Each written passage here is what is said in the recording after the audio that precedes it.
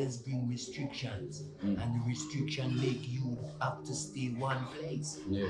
So there won't be any encouragement for you to go here or there, because I've always said if there isn't no work in Ethiopia for young people and you have the skill, why you don't go to Kenya and get the job that you are trained for? True. Yeah? But you are to be kept into this isolation that you are in constant poverty and don't know what to do because you can't move. Can't move. You can't move. And this is how they set it. Yeah? No, when you look at the things, when you even hear England wants to send people that go into England by the the ships and the boats and crossing the channel to Rwanda. Yeah, to Rwanda. Right? To send them to Rwanda to be resident in Rwanda until they can decide whether to bring them back to England or not. How can that be? Because England still control Rwanda and still own Rwanda. That they can decide that this is what to happen. So you find that at the end of the day, is looking and seeing that we don't have no control in Africa. We are just people in Africa. We don't own Africa. And that is why I agree with Ethiopia that Ethiopia is not Africa. Africa is what is colonized. Ethiopia is where the free people of Africa, of Ethiopia is. Right? Because it was in Germany when they decide about Africa and give it the name Africa. In Berlin conference. And give it the name Africa. So how can Ethiopia, who is free now, agree that they are Africans? Wow. You know, now I understand why some Ethiopians don't want to call themselves Africans. Because if we call ourselves Africa, that means we start to accept the whole of Africa is colonized. Wow. And the whole of Africa isn't colonized because Ethiopia is free. Wow. So the rest of Africa, until it's free, and if it wants to be free, it has to come back as the continent of Ethiopia. Which they won't see and accept. But that's our reality. To be free, we are Ethiopians. To be colonized, you are Africans. Wow. I didn't see it like that, you know. That's how it is. And that's how we have to tell our children. Yeah?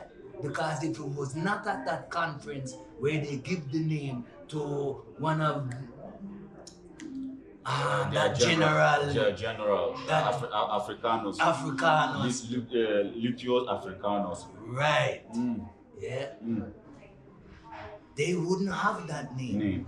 We wouldn't have the name Africa. And then it's been forced on us. And the only way to make everything become Africa is to destabilize Ethiopia. And when you destabilize Ethiopia, now we can have the colonized people coming in and controlling the whole of Ethiopia and call Ethiopia Africa. We are free people. So we are not Africans. We are Ethiopians. The only free part of Africa left. That, remember, it was a name that was given to identify the color of the people who live in the continent. Because as time passed, this part of the continent was known as Abyssinia. But because it's the only free part left, they call it, that's where all the black people went. The rest of Africa does not belong to black people. Wow. So Elder,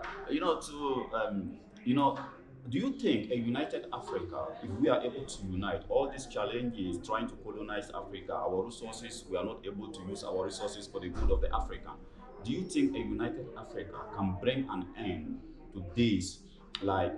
Because some people said because we are not powerful, Marcus Garvey said if we want to be powerful, we must unite. We must organize ourselves and become one and give us united Africa, and then we'll be strong enough to decide the future of Africa for ourselves. Do you think a united Africa can bring an end to all this? Africa is in a lot of problems. Challenges. Africa is colonized, not just by politics, by religion. Spiritual. Also, no one talks about the Arab slavery No. that sold our ancestors into slavery. No one talks about it, Nobody's really. right?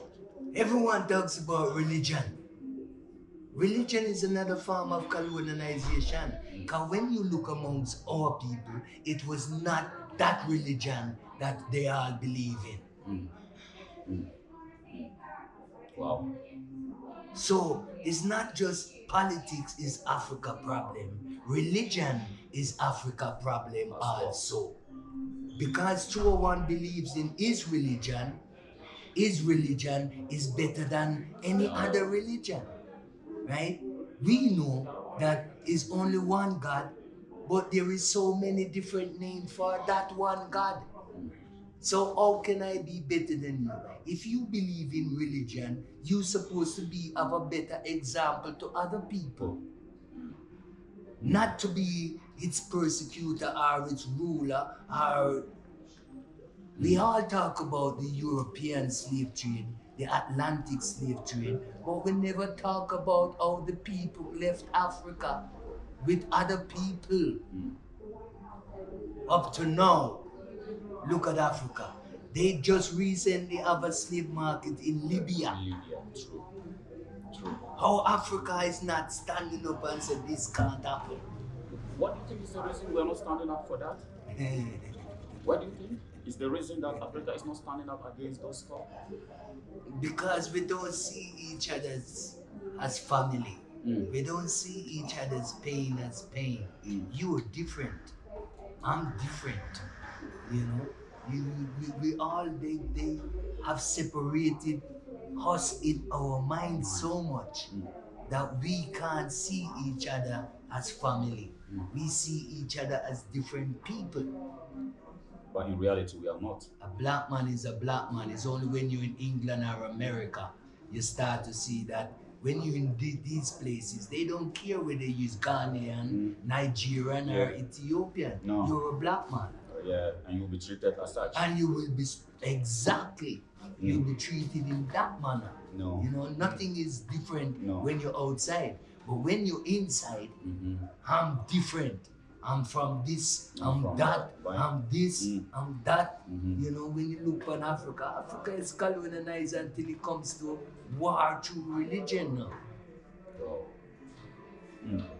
And Edgar, do you think like we can put aside all these differences, religious differences? It's we can put it aside and it's you, the younger generation, has to put away the differences between all these things and become one. Because if there is only one God and many different names for this one God, why are me and you fighting? Why we don't be a good example to each other? Why we don't see as in say we are all brothers and sisters?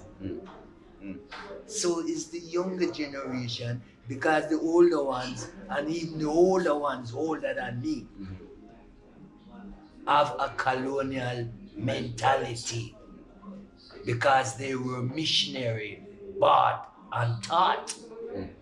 And missionary didn't tell them that they are important. Yeah, just like the letter that King Leopold wrote to his missionary when they were going to Congo. Yes. He said to them, I think everybody must try and read King Leopold's letter to the Congolese. When he give the missionary tax, he told them, I'm sending you there to go and teach the Africans. Not because the Africans doesn't know God. For God, they do know. Morality, they do know. But go there and teach them to hate themselves, to hate what they have. Yes, for them And to stop believing in their God, what they know, and become separated between this religious mentality. Because if you get them to hate God, they hate themselves.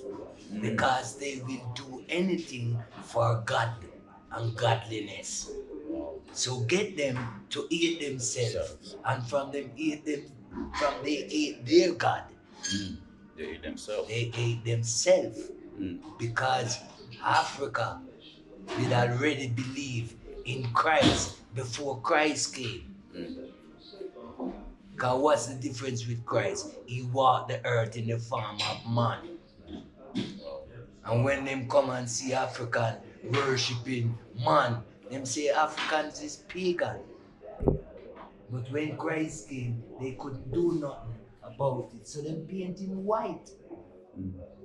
And forget that Jerusalem is part of Africa. The Queen of Sheba didn't take no ships nor aeroplane to go and visit Solomon. He take donkeys and camel and horses to go there. That means it's one land, and it is still part of Africa. Because you leave from Egypt and you go there. You don't have to take ship and you don't have to take boat. You know, so it's still a part of the one continent, but no, it does not belong to us. North Africa does not belong to us. Wow.